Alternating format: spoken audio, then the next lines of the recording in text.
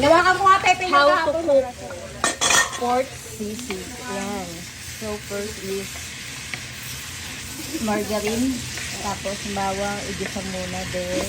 Ilagay ang sibuyas, at Gagayahin mo. pork. At ayan, dapat gayat na yan para ilagay na dyan, madali na lang.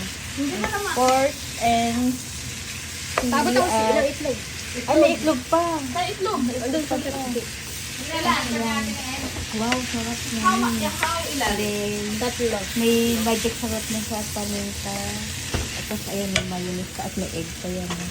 Ay, galing. Pang-ano na sa restaurant. Ay, wow. Isisig plate na lang talaga ang kulang.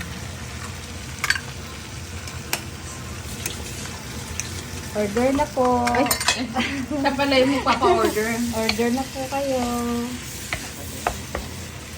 Sisig ala Edeline. Ay. Yum, yum. Ano tayo ano nito? Papapayag ba kayo?